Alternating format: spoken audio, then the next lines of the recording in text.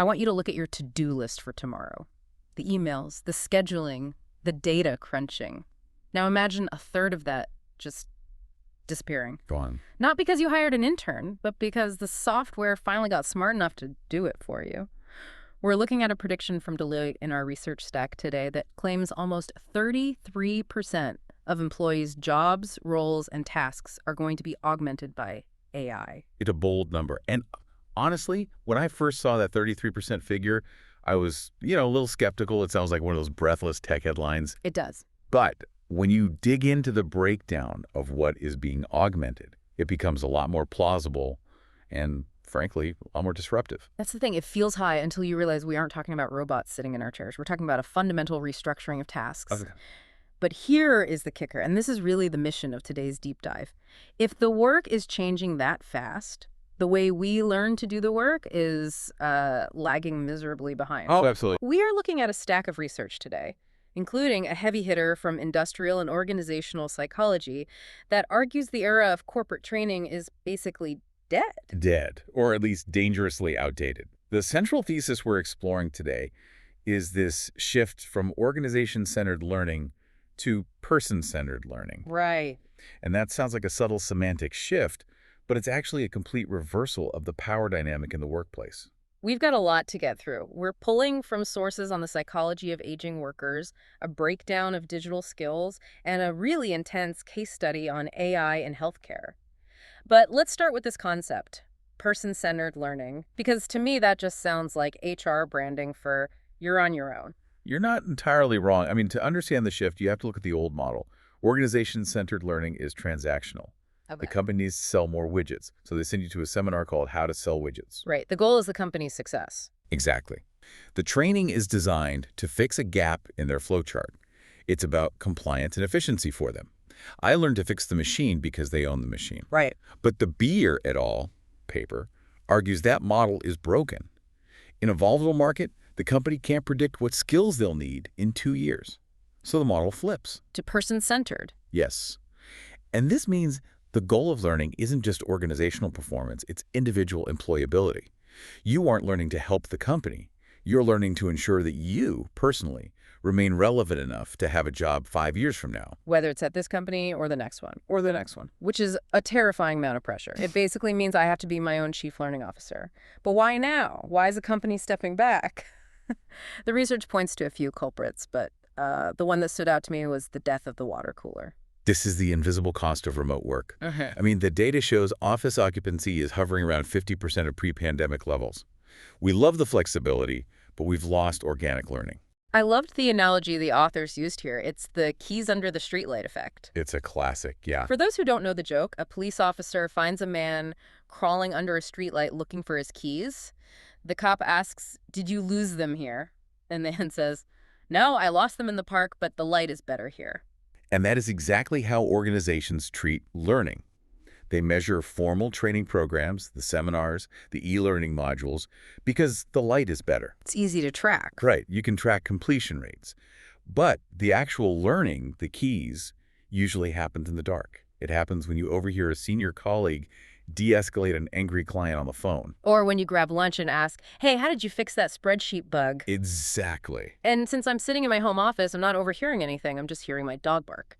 So if organic learning is dead and the company is stepping back, who is most at risk here? Well, the research flagged the gig economy as a major danger zone. This is critical. By some estimates, the informal economy could be half the U.S. workforce by 2027. If you are a freelancer, you have no HR department. You have no training budget. None of that safety net. But the risk isn't just lack of access, it's the financial penalty of learning. Explain that. Because theoretically, freelancers have the most freedom to learn whatever they want. They have the freedom, but not the right incentive structure. If you're a gig worker, you are paid for output. You're paid to deliver the thing you already know how to do. Right. If you stop to learn a new experimental tool, that is non-billable time. And what's more, you can't practice on a live client. If you try a new technique and fail, You lose the contract. you lose the contract, so you get trapped in a cycle of competence. You keep selling the skill you have because it pays the rent. Meanwhile, that skill is slowly depreciating and you can't afford the downtime to upgrade. Precisely. It's a stagnation trap. And because there is no organization to provide a safe space for failure, like a sandbox environment or a training day gig, workers often hold on to outdated methods longer than corporate employees do. Okay, so if we are the ones responsible for breaking that trap, we need to know what to learn.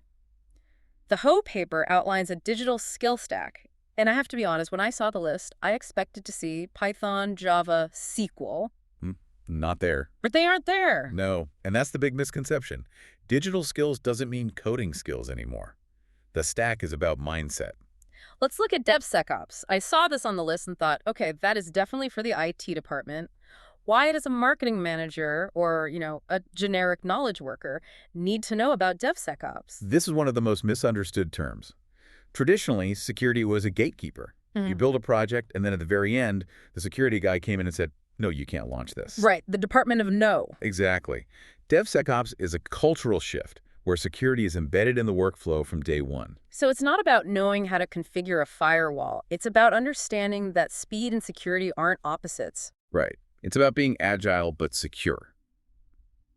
If you're a project manager, it means you don't treat data privacy as a box to check at the end.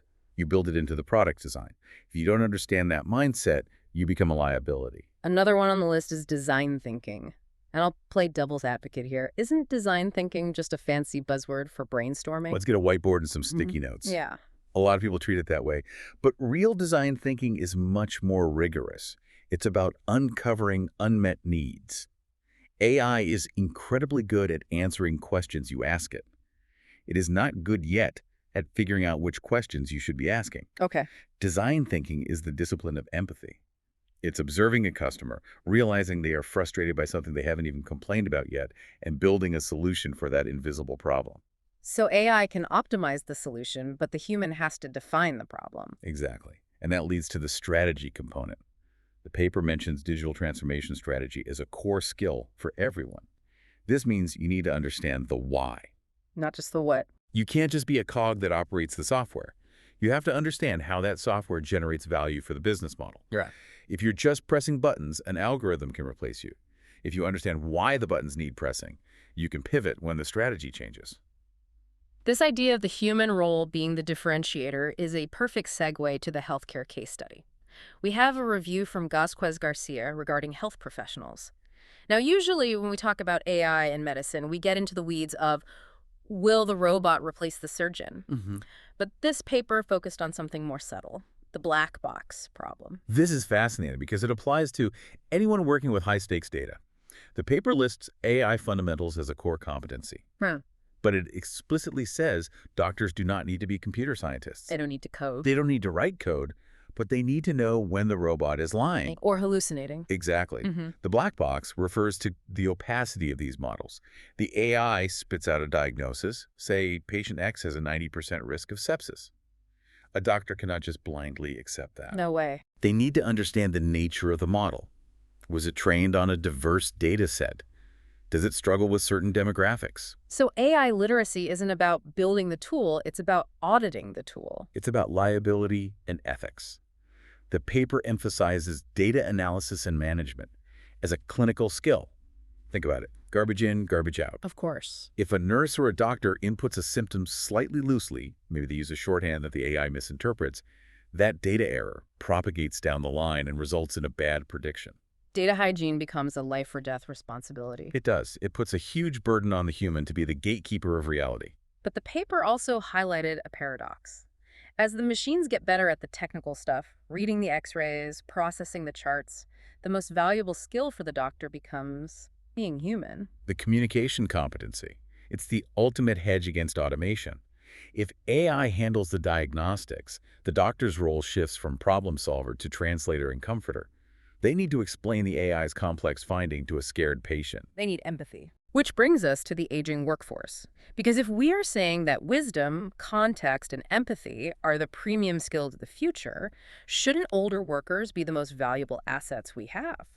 You would think so. The Bear paper dives deep into this demographic shift. People are working longer, well past traditional retirement, but companies are reluctant to train them. The old dog Nutrix bias. Exactly. And the question is there any science to support that bias? Do we actually lose the ability to learn as we get older? Well, do we? It's nuanced. The research distinguishes between fluid intelligence and crystallized intelligence. Okay. Think of fluid intelligence like your computer's processor speed, your RAM. Yeah. How fast can you crunch a brand new, novel problem? That does decline slightly as we age. But crystallized intelligence is the hard drive. It's the database. It's your vocabulary, your patterns, your experiential knowledge. That actually increases or stays stable for decades. So what's the problem? The mistake organizations make is trying to force older workers to learn using fluid methods, fast-paced rote memorization of new syntax. Instead of letting them map the new tool onto their existing database. Exactly. An older worker might take a little longer to learn the interface of a new CRM system, but once they do, they understand how to use it to manage a difficult client better than the 25-year-old who learned the interface in 5 minutes. We are wasting that crystallized potential. Completely. And speaking of wasted potential, we have to talk about the section on climate and migration. This felt like the heaviest part of the stack. Yeah. We aren't just dealing with tech shifts, we are dealing with physical displacement. Climate change is going to force a redistribution of the workforce. We're going to see agriculture jobs vanish in heat zones. We're going to see a massive need for green economy reskilling. But the migration aspect highlights a massive inefficiency in our global labor market. Credentialing. The taxi driving engineer problem. It's a tragedy of bureaucracy. You have people migrating, often due to climate or conflict, who are highly skilled. Doctors, engineers, architects. But because their specific degree isn't recognized by the local board, or because they lack a specific certificate, they end up in low-skill gig work. And in a world where we are desperate for talent, where we have labor shortages in healthcare and engineering, we are letting that human capital just sit on the shelf. It is the systemic failure. Yeah. And the person-centered model breaks down here because an individual cannot solve the credentialing crisis on their own. You can be the most motivated learner in the world, but if the regulatory body says your degree doesn't count, you're stuck. So we have a landscape where the safety nets are gone, the skills are changing, and these macro pressures are just intensifying. If I am listening to this and realizing I need to audit my own employability, where do I even start? Good question. The research mentions we are generally terrible at self-assessment. We are. The Dunning-Kruger effect is very real. We tend to overestimate our competence in areas we don't fully understand, so you need objective tools. iSource offered some. Yeah, one of the most practical frameworks in the stack was the Skillshed analysis. This was really cool. It's about finding the zone of reasonable proximity. Right. It challenges the idea that you can just pivot to anything. The example given was a sewing machine operator versus a computer operator. Both jobs are in decline due to automation. But the sewing machine operator has a very specific manual skill set that doesn't overlap much with growing fields. They are in a tough spot. Whereas the computer operator, even if they are working on a mainframe from 1990, has skills that map to the future. They have logic, system interaction, keyboarding. They can transition to a web developer role because the skills are adjacent. The cost of that transition is lower. So the advice for the listener is, don't just look for a hot job. Look for a job that uses 60% of what you already know. Exactly. Build a bridge. Don't try to teleport. That's the whole person assessment. You have to look at your interests, your abilities, and your transferable skills. I want to end on the most provocative idea in the Byers paper. We've spent this whole time talking about how to survive this shift to person-centered learning, how to upskill, how to adapt. But the authors raise a philosophical red flag about the duty of care. This is the conversation we really need to be having. For the last century, the social contract of work was fairly clear. You give the company your loyalty and your labor. And in exchange, they give you stability, training, and a career path. Right. And that contract is being shredded. It feels like it. It is. The shift to person-centered learning frames this as empowerment. You are in charge of your own destiny. Be your own CEO. Which sounds great. And sure, that is liberating for the high performers. But we have to ask, is this actually liberation? Or is it just the organization offloading the maintenance costs of the workforce onto the workers? That is the dark side of the gig economy logic applying to everyone. If I have to pay for my own training, manage my own career path, and absorb the risk of my skills becoming obsolete, what exactly is the company doing for me anymore? Companies are moving from being families or schools to being talent platforms. They plug you in when they need you and unplug you when they don't. And if you aren't compatible with the new plug, That's your problem. it is. It creates a society of winners and losers. If you have the resources and the fluid intelligence to keep upskilling, you win. And if you are an older worker or a migrant with unrecognized credentials or just someone who can't afford a $2,000 boot camp, you get left behind. And that is why the duty of care conclusion is so important. As a society, if we accept that the future of work is, it's all on you, we have to accept the inequality that comes with that. Oh, Or we need to invent new support systems outside of the corporation to help people bridge those gaps. that is a heavy note to end on, but I think it's the necessary one. The freedom to manage your own career comes with the burden of ensuring your own survival. It does. But at least now, having looked at the research, we know where the keys actually are. We don't have to look under the streetlight anymore. True. We just have to be willing to walk into the dark to find them. I'm going to go run a Skillshed analysis and see if podcast host maps to resistance leader. I think you've got the transferable skills for it. Thanks for the vote of confidence. And thank you to everyone listening to this deep dive. Good luck with your own skill stack, and we'll see you next time.